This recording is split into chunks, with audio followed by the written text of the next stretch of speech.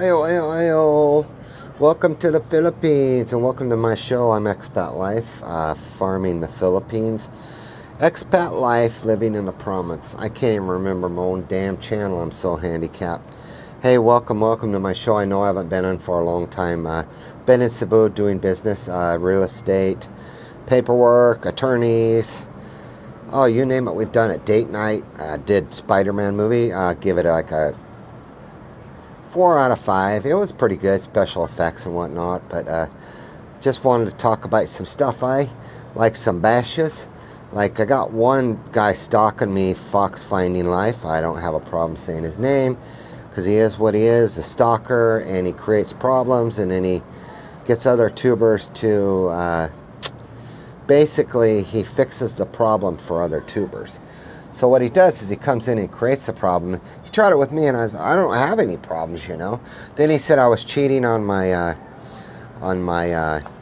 channel with all my subs, and I'm here to tell you I don't cheat, man.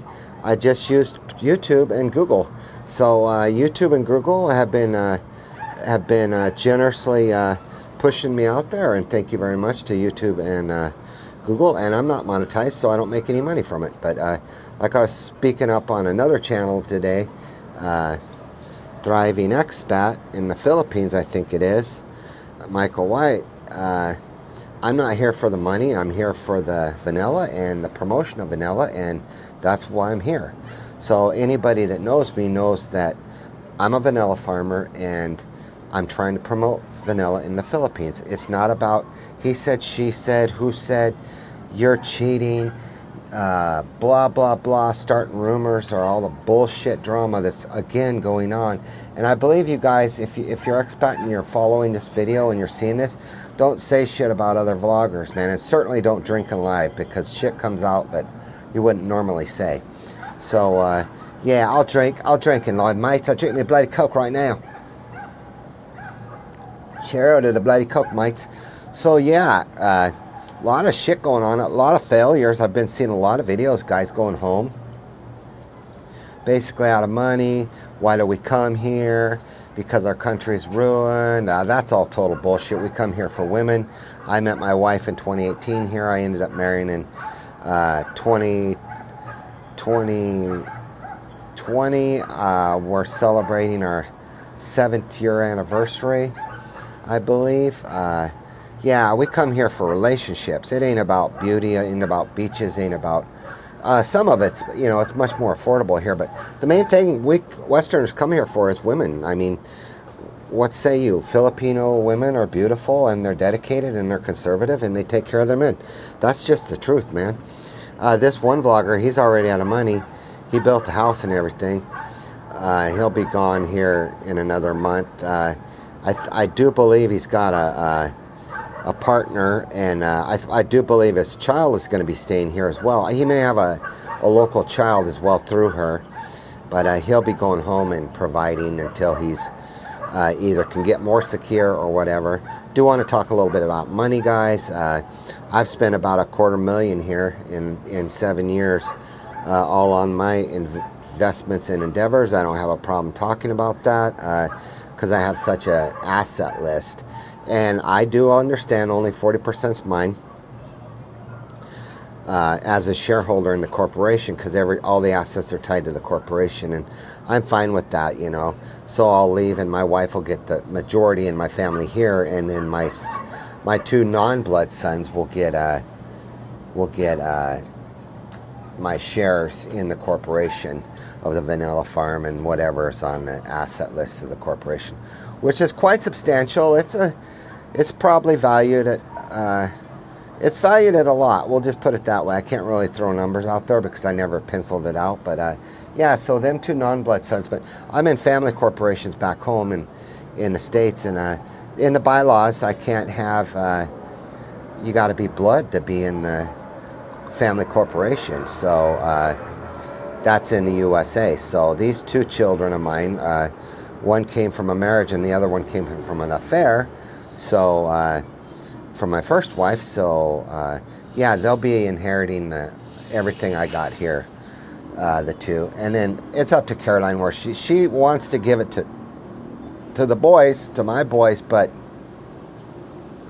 there's a law we can only own so much, but there are loopholes within a corporation that you can spin and twist. My health is kind of went to shit. I got another hole in my leg from a bug bite. It was abscessed. Now I got this big hole in my leg. The last one took 4 years to heal, and it was about 3.5 inches. So it was about that big, and it took 4 years to heal. The reason I got it to heal was I came to the Philippines. American doctors couldn't do crap for me, but once I come over here, after about a year, my infection went sepsis, and I ended up in the hospital for a week. But he got it healed and got me back up to par. So yeah, that's kind of going downhill now, my health. So, but I'm gonna try to fight that ulcer. It's an ulceration on the front of my ankle, left foot on my bad leg. So, but I'll try to fight that. Just a little update, the tractor is coming. It'll be here on the 22nd of this month. And then we will be building a roll cage at the house for it because we can't get it into the farms because price. So we put aside our coconut harvest. The coconut price was so shitty that we just left it hang. Our guest bedroom into a acclimated room and control the moisture in that. So we'll be storing that until the price goes up so we can keep cycling that coconut. Otherwise, it just hangs on the tree and you don't get the production. It's important to get your harvest, on time and then you get your amount of production. So I'll just basically bank the coconut until the price goes up. We'll shell it and leave it there. We'll dry it, semi-dry it, and then we'll leave it. We'll put it on dryers in the spare bedroom for that. And oh shit, I think I got guests coming. I got a special guest, RJ from Arizona, and my sister. RJ's coming in September from Arizona, and my sister's coming in October. So you guys, hopefully, you get to meet them. And I got Todd from, Will from the Netherlands. He's bumming around here somewhere, Mike, from the bloody Netherlands. And yeah, he went down to Mindanao. I don't know if he's still down there. I haven't heard from him. I better check up on him and make sure he's okay. But he's supposed to come, so I don't know when he's coming. But he'll be here for a while, so he can come up anytime, check out the farms. He wants to be an organic farmer, but he's just totally shell-shocked how the Philippines is. It's a culture shock here. I'm not going to lie to you. It is. I mean, to see this many homeless people, squatters, whatever, in the city. He landed in Cebu, and we have quite a population of unsettled. Is the politically correct term to call the squatter is you call them unsettled. And I better put this wedding ring on my right. My finger swelled up, so I swapped this ring. So yes, I am married, ladies. Hello, ladies. I am married, but I do swap my ring because my hands swell up. So yeah, I wanted to talk to you about a little bit about YouTube, a little bit about the farms, and a little bit about where we're going with the farms and the upcoming quarter. So we still have a lot to do on the farms, guys. Power station houses. They're going to build a Kubo.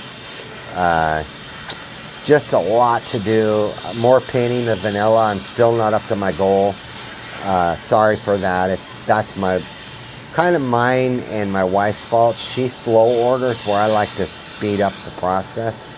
But she likes to get smaller orders where I like bigger orders. But she is correct. It seems like the larger orders we end up getting shorted, and then they have to make up for it later. So she likes just ordering 100 to 200 cuttings an order. I like ordering, I'd like to order 500 cuttings an order, but she doesn't like it. She doesn't like dealing with that much money at one time, where I'm more used to it being Western culture, dealing with larger sums of money. That's what's so great about the vanilla, guys, is the money's never here. So as far as that risk about losing the money or whatever, it's not here, guys. So the vanilla's farmed, the vanilla's processed, the vanilla's shipped, and the money is in other Western countries. So people get paid from other countries. So there's really never any money exchanged here. So you don't ever have to worry about that. It'll go, directly to your bank account or your corporate account. Or I really emphasize expats to go with corporations just to protect your assets. As myself, I'm worth about this much, zero. As the corporation, the corporation's really growing in value, but myself, I'm not growing in any value. And that's what was brought up also with YouTube. You know, he don't want to grow too big too fast because of the IRS and Social Security and retirement and all that. And that's what's so great about being in a corporation. Your value is really worthless. I mean, you're really not worth anything. You're building your corporation or an LLC even. You know, a lot of the politicians in America do LLCs and nonprofits and other things. But yeah, you're really just not worth anything other than self-esteem. And you know, you got a higher self-esteem because you're actually making a change. But as far as cash value, you're really worthless. Just telling the truth, guys. You're not going to have you may have a yacht someday or a helicopter, but the corporation's going to own it, not you. So that kind of pulls you out of that risk factor, you know, kidnappings, you know, all that other stuff that goes along with it, you know, with the Philippines and really the crime and the robbery and all that other crap that goes with the Philippines. To you locals out there that follow me in the Philippines, it's really hurting your own country, and you're hurting tourism too. So the more people that get robbed here or hurt here or whatever, the less tourists come here. There's much better places. You know, like Vietnam is about over half as much cost. I mean, we're even thinking about going and doing Vietnam for a honeymoon, or maybe Cambodia, because it's much less cost there than the Philippines. So really the crime and the corruption and all the scams and shams, even the segregation at the tourist spots. I was following a guy and he was so pissed off they charged him over double for his ticket to go to an island than a local to go to an island. And yeah, it was just dog shit, you know. So, and he'll never come back here again, you know. And he's an AFAM, American Filipino, believe it or not. He's actually from this country, but he was so soured with it that he vowed to never come back to this country again. So that's unfortunate, but it is what it is. And like I said, guys, you're hurting yourselves when you do that. They're building a condo. I was going to film my condo this round, but I'm not going to yet till next time. We're doing some remodeling in the bathroom. So this condo will be going up for sale within a month. By the end of September, this condo will be on the market, and I will say we are selling it for $5.4 million furnished, or I think it's 4.5. Stand by. Oh, I'm back again. So on the condo, guys, it's going to be 4.5. We purchased this condo for 4.5, and it is a studio, a larger studio, poolside, and we purchased it for 4.5 with nothing in it, bare bones. We had to put in the lights and everything, and we are selling it for 4.5 furnished. So it's a good deal. It actually goes for over like 5.4 or 5.5 is what this condo sells for today in the same building. Full amenities, swimming pool, restaurant on the roof, clubhouse, full-time security, weight room, laundry faculties. Yeah, it's just a good place to live, especially for you IT people that are working in Cebu. We're very, very close to Ayala IT Business, and we're fairly close, just a quick cab ride to Ayala Business. If you're retired, there's a place called The Social. A lot of retirees hang out there and meet girls. There is a little bit of red light going on over there. I don't know how much, but yeah, just so you know, I'm just being honest, man. It's just part of poverty, which there is poverty here, but I'll tell you what, there's a lot of money in this city too, in Cebu. I really tend to love it because we're not, you know, we don't consider ourselves wealthy, but we are well-to-do as an expat and having a pension. We are very well taken care of, and I'm also disabled, so I'm very well taken care of. When people say I can't walk right, they really cater to me, especially in the city, you know. But there's a lot of rude people too. Don't get me wrong, as far as that goes. Cutters, I love the old ladies, man. They're probably the rudest, you know. Middle-aged, not old ladies, the middle-aged. They cut in front of you at the grocery line. They'd basically kick that stick out from under you if they could, you know. But there's a lot of good people here, man, and a lot of good expats. I really like to push it. You expats, don't talk shit on each other, man. We're such a small minority group. And I'm not going to be doing any more of these stupid videos like I'm talking, you know, like Fox Finding Life's, you know, basically stalking me, and he's got his circle of douchebags, and you know, the sick grandpa, I seen him, he turned, went the other way. Seen him like the second day I was here. He seen me apparently and turned the other way and walked the other direction. Big giant, he's like a giant slobby looking basher dude. Yeah, there's just haters, man. And you expats, you guys gotta have each other's backs, man. Don't talk shit on each other, man. I don't care if you're liberal, you're conservative, you know. Just don't. And I know there's some very liberal ones talking crap on another vlogger. I just saw that one. The big heavy-set lady from California and her partner, the little tiny guy. I don't know where they're living. I think they're either Manila or Luzon, but they're just really bashing, you know, bashing. I haven't seen anything out of the sick grandpa. Referral channels, you know, the British Expat, #1 wisdom for me. Gino Coffee in the Morning, James and Karen Farming, Doug and Crizel's Vlogs, The Colonel's Chronicles. I think I said Gino in the Morning, my morning guy. I always drink coffee and follow him.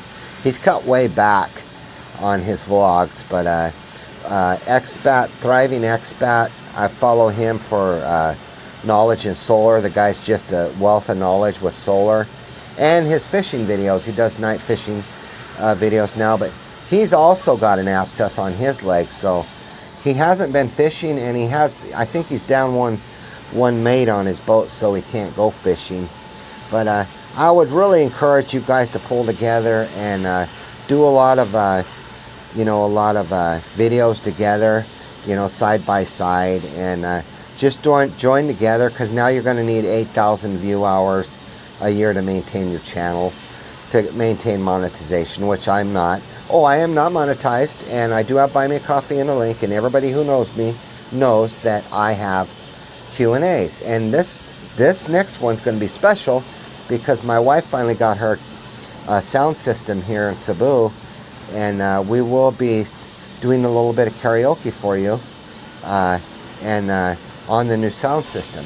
And what I think what I'll do is do the Q&A, and then I'll do a live session, or not a live, but just a regular video, and I'll video the Q&A, and then I'll also dub some other clips in there of our employees singing and stuff. And I'm actually a professional singer-songwriter, so if you don't know, now you know. Country music, I got music on iTunes and Amazon and all the pay music sites, and also the non-pay. If you just type in my name, Chuck Bellis, on Google, you'll see I pop up all over. So I'm kind of a semi-retired professional musician as well, but the reason I'm disabled was my mining. It just finally caught up with me, and I ended up catching a bunch of stuff. So I already had the diseases. They're hereditary, I think. I don't really know. Nobody really knows. But so yeah, I'm bloody disabled, mates. So it's a little bit slower nowadays, going into the farm and whatnot. You know, I have less trips, which that sucks. But like I said, I am going to get a quad once we get profitable with the vanilla, 3 to 5 years. I'll get a quad, and I'll fly in and out to the farms. And yeah, mates, I'll be there long time before my crews will, because they got to walk across the way. And then when we get really profitable, we're going to buy a helicopter, so we'll have a landing pad right there on top of the processing plant, which is coming up in 2 years. So that's going to take a chunk of money too. So I'm really hoping that I don't know how it's all going to work out, but hopefully 3 to 5 years we'll be in the profits. But I'm just being honest with you. You know, vanilla does take time, 3 to 5 years, but there is no get-rich-quick schemes in the Philippines, man. There really isn't. And they're very dangerous, the one. Like money lending and all that, don't ever do that, man. You'll go bye-bye real soon. Because what happens if you pay out, you know, you'll lend a guy, say, 10,000 pesos, and he'll do good, he'll pay it off, and then he'll come to you for like 100,000 pesos or 150,000 pesos. and come to find out your life's only worth about 8,000 pesos. So when he owes you 150,000 pesos, and your life, you can be done away with for 8,000 pesos. They weigh it out, and the way it works is it's much more beneficial for you to be taken off the face of the earth than him pay back his 150,000 pesos. Which is just the truth again, guys. I'm just being totally honest with you. I've seen it happen more times than one. So many times I can't count on both hands. You know, it's more than this many.